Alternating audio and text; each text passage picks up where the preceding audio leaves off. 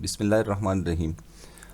Air layering के बारे में तो आपको पता होगा कि हम एयर लेयरिंग के ज़रिए नए पौधे पैदा करते हैं और पौधे ही में किसी शाख पे हम एयर लेयरिंग करते हैं जिससे हमें नए पौधे मिल जाते हैं, ट्रू टू टाइप पौधे जिसको हम कह सकते हैं कि बिल्कुल अपने पेरेंट की तरह। तो उसके लिए मीडिया तैयार किया जाता है। मुख्तलिफ़ लोग मुख्तलिफ़ मीडिया यूज़ करते हैं। उसमें कुछ लोग जो है वो सिल्ट यूज़ करते हैं, कुछ जो है वो कंपोस्ट यूज़ करते हैं, कुछ जो है वो तैयार मीडिया मिलते हैं। आज मैं आपको बहुत आसान सा तरीका बताता हूँ कि आपने उसमें कौन सा मीडिया लेना है जिस पे आपकी एयर लेयरिंग जो है वो 100% कामयाब होगी, उसमें बिल्कुल भी फेलियर नहीं होगी।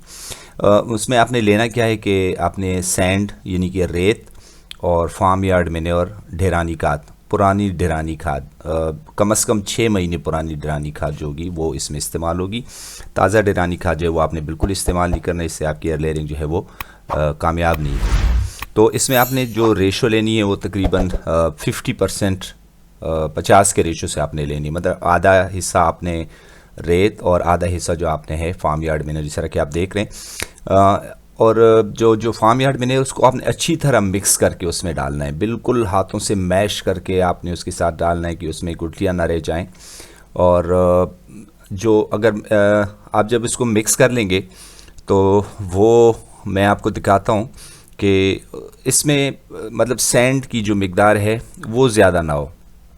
आपको नज़र आ जाएगा कि अगर उसमें आपको सैंड की मिकदार ज़्यादा लग रही है तो फिर जो है वो हम इसमें थोड़ा सा फार्म यार्ड मैन्योर जो है वो हम इसमें और मिक्स करेंगे। इसको हमने अच्छी तरह मिक्स कर लिया है, थॉरोली इसको हमने मिक्स किया है। इसको हम चेक करेंगे कि इसमें सैंड की मिकदार कितनी है। अगर हमें ज़्यादा लग रही है तो फिर जो है हम इसमें थोड़ी सी फार्म यार्ड मैन्योर और मिलाएंगे।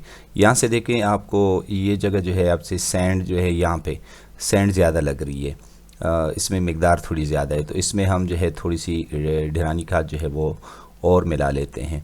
क्योंकि जब आप इसको लेयरिंग के लिए यूज़ करेंगे, अगर सैंड की मिकदार ज़्यादा होगी तो उसका नुकसान क्या होगा कि जो मीडिया आपने तैयार की होगी वो शाख के साथ जो है वो चिपकेगी नहीं, वो उससे टूट जाएगी, शाख को कवर नहीं करेगी। जब वो शाख को कवर नहीं करेगी तो जो है वो वहाँ से रूट्स जो हैं, जड़ें जो हैं वो नहीं निकलेंगी।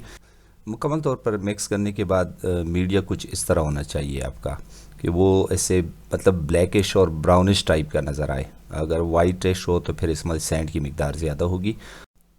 अभी हम इस पानी जो है वो मिक्स करेंगे। इसमें पानी का बहुत अहम रोल है इसमें कि पानी इसमें कितना हमने मिक्स करना है, क्योंकि अगर पानी ज़्यादा होगा तो आपका मीडिया जो है वो बहुत नरम होगा और आप जब एयर लेयरिंग के लिए इसको इस्तेमाल करेंगे तो वो उस तरह वो नहीं चिपकेगा जिस तरह की मीडिया हमें चाहिए।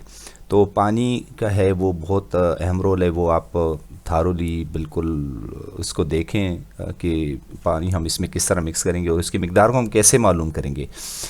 वो जब मीडिया तैयार हो जाता है उस वक्त हम इसको चेक करेंगे कि हमारी मीडिया जो है वो पानी की मिकदार उसमें सही है या ज़्यादा है या कम है। तो अगर पानी की मिकदार कम हो तो ज़ाहिर हम और पानी मिलाएंगे, ज़्यादा हो तो उसमें हम फिर सैंड और थोड़ा सा फार्म यार्ड मैन्योर हम और मिक्स करेंगे। तो बिल्कुल थोड़ा सा पानी डाल के इस तरह हम इसको मैश करेंगे। बिल्कुल शुरू से ज़्यादा पानी नहीं डालना, बाद में उसको फिर मैनेज करना मुश्किल हो जाता है। तो थोड़ा सा पानी डाल के आप इसको थॉरोली बिल्कुल मैश करें, कम्प्लीटली मैश करें। उसमें थोड़ा सा टाइम आप ज़्यादा दें इसको मैश करने का टाइम जो है, मिक्स करने का टाइम जो है वो इसको थोड़ा ज़्यादा टाइम दें, क्योंकि इसको जितना आप ज़्यादा मैश करेंगे उतना ही ये बेहतरीन मीडिया बनेगा। तो ये थोड़ा सा टाइम आप इसको दें, कम से कम 10 मिनट आप इसको मैश करें अच्छी तरह, तो तभी जाके आपकी जो मीडिया है वो अच्छी तरह प्रिपेयर होगी। तकरीबन 10 मिनट से ज़्यादा हो चुके हैं मैश करते हुए।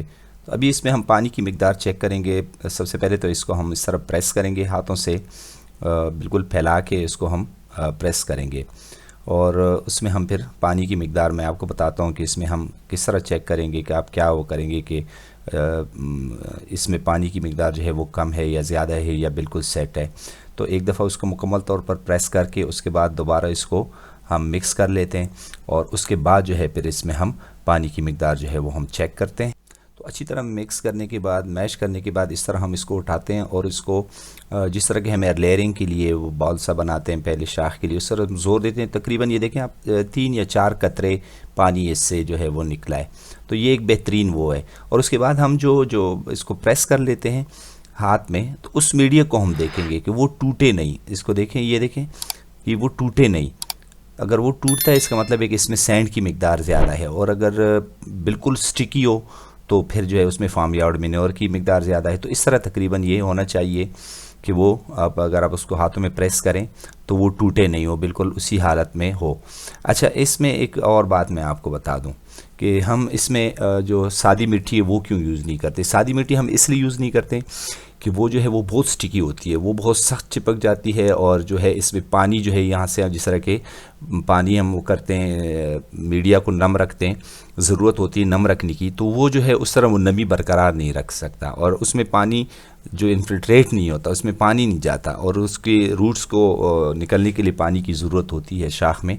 तो ऊपर से यहाँ से पानी आता है, तो वो जो है वो जो आम मिट्टी है जो जिसको हम क्ले कहते हैं, तो क्ले में जो है वो ये पानी जो है यहाँ से नहीं जाता। जहाँ हम एयर लेयरिंग कर लेते हैं ऊपर से, उसको बारिश होती है या वो होती है, वो एक प्लास्टिक का छोटा सा हिस्सा हम ऊपर छोड़ देते हैं, छतरी सी बना लेते हैं जिसमें बारिश वगैरह का पानी जमा होता है, तो वो जो है वो क्ले में फिर इन्फिल्ट्रेट नहीं होता। तो इस वजह से हम जो क्ले है वो यूज़ नहीं करते हैं उसमें एयर लेयरिंग में। तो सैंड जो है वो बेस्ट ऑप्शन है।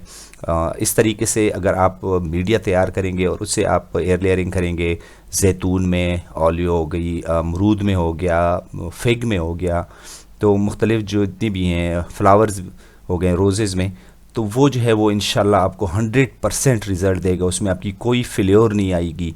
और लेयरिंग करनी किस तरह है वो भी इंशाल्लाह मैं नेक्स्ट वीडियो में आपको बताऊंगा।